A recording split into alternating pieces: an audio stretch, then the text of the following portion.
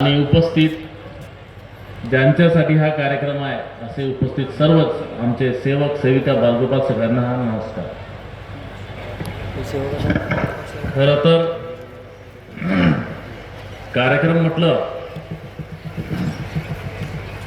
तत्व शब्द नियम आणि चर्चा बैठक त्याच्यावरच आधारित असते की आपला आपला मार्गदर्शन आपला आपला अनुभव सेवकामधून ज्येष्ठ सेवकांचा नवीन सेवकांमध्ये जाईल आणि इथे आलेल्या सर्वच सेवक इथून काहीतरी घेऊन जातील या मानव धर्माच्या पुढील वाटचालीसाठी। आणि असेच आपल्या सेवकांमध्ये होत असते।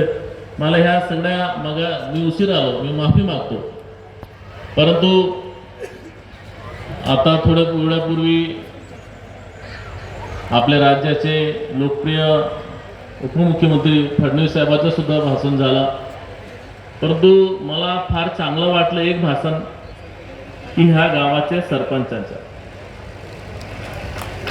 कारण हे गावाचे सरपंच आपले सेवक आहेत आणि सेवकच सेवकाची भाषा समजू शकतो असं मला वाटतं।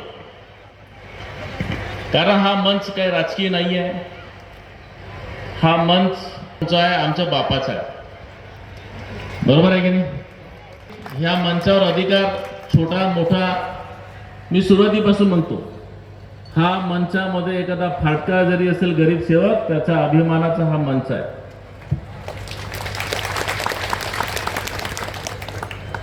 कारण नेते येतील नेते जातील, पण आमचा सेवक हा आयुष्यभर इथे बसला राहील, बसेल आणि त्याच्याच खांद्यावर ही मानव धर्माची जी काही जबाबदारी आहे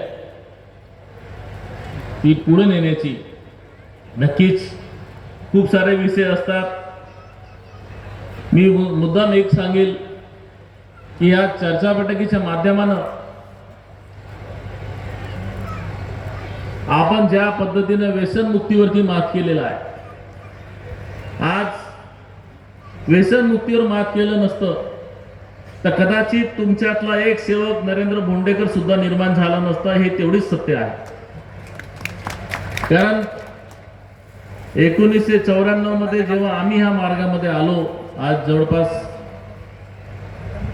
30 वर्ष होत आहेत,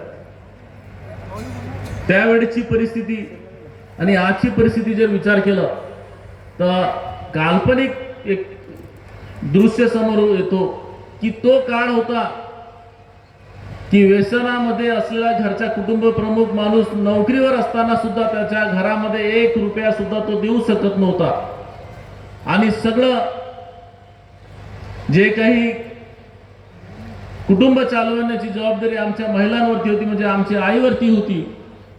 आम्हाला सण त्योहार असेल तर त्याला 100 रुपये